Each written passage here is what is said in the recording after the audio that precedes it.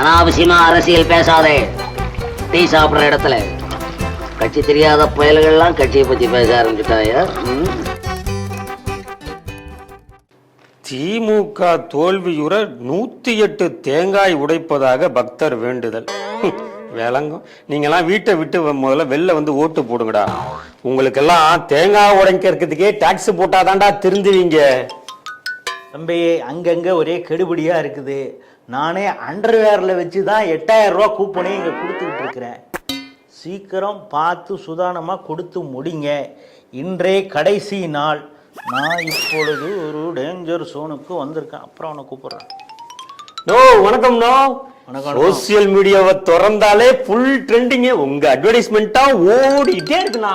நாங்க செஞ்ச சாதனை அவ்வளவு, அதனாலதான் விளம்பரம். அது ஒரு திராவிட பெருஞ்சுவர். எது அந்த 8000 ஓவா கூப்பனை சொல்றியா? திராவிட மாடல் ஆட்சியில தீண்டாமை சுவர் தெரியும். அது என்ன திராவிட பெருஞ்சுவர்? எங்க சாதனைகளை ஒரு பட்டியல் போட்டு விளம்பரப்படுத்துறது, அதுதான் பெருஞ்சுவர். பட்டியல் இடுதல் அப்படின்னா கோயம்புத்தூர் கரூர் பக்கத்துல மக்களை அடைச்சி வச்சு ஓட்டுக்கு காசு கொடுக்குறோன்னு சொன்னாங்களே, அந்த பட்டியலை சொல்றியா நீ? 2.0 உனக்கு இருக்குடே. இப்போ நீ சொன்ன பட்டியலை விடு. இப்ப என்கிட்ட ஒரு பட்டியல் இருக்கு. நான் உனக்காக வருவேன் அப்படின்னு சொல்லிட்டு ஒரு பட்டியலே போட்டு வச்சிருக்கேன். அதை படிச்சு காட்டவா? அது ஆகப்பட்டது.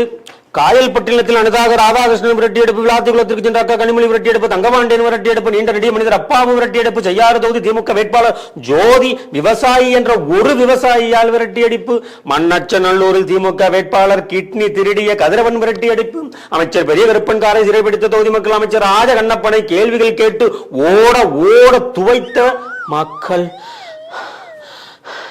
இப்படி லிஸ்ட் பெருசா இருக்கே. ஒருவேளை இதத்தானே திராவிட பெருஞ்சுவர்னு சொன்னியோ? ஏ சங்கி, நீ கத்து கதறு, எங்களுக்கு அதை பத்தி கவலை இல்லை. எங்க கூட்டணி தலைவர்களுடைய ஒற்றுமை இருக்கு பாரு, அதுவே உங்களுக்கு ஒப்பாரி வைக்கும். நீ என்னப்பா இப்படி சொல்ற? அந்த தேமுதிக தலைவர் அம்மா இருக்கே, அந்த அம்மா தலைவரை மேடையில வச்சுக்கிட்டு அண்ணனோட ஆட்சியில பெண்களுக்கு பாதுகாப்பு இல்ல, கஞ்சா அங்கங்க கொஞ்சம் புழங்குது, அவ்வளவுதானே, வேற ஒன்றும் பிரச்சனை இல்லையே அப்படின்னு அதுவே சொல்லுது. திருப்பரங்குன்றத்துல போயிட்டு கண்டிப்பாக முருகன் அருளால் இங்கு தீபத்தூணில் விளக்கு ஏற்றப்படும்னு சொல்லியிருக்கு.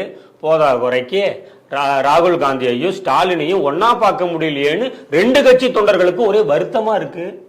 இதெல்லாம் ஒரு அரசியல் டெக்னிக்கு. இப்போ நாங்கள் போய் தீபத்தை பற்றி எல்லாம் பேச முடியுமா? அதனால தான் அந்நியாரை விட்டு பேச வச்சிருக்கிறோம். இதைத்தான் காலங்காலமா நாங்க திமுகவின் இரட்டை வேடம், இரட்டை முகம், இரட்டை நாக்கு கொண்ட திமுகன்னு சொல்லிட்டு இருக்கோம். சங்கே, நீ என்னவெல்லாம் சொல்லி தொலை.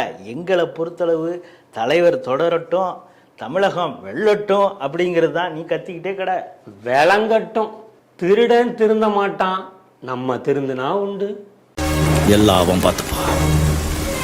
ரொம்ப நன்றி.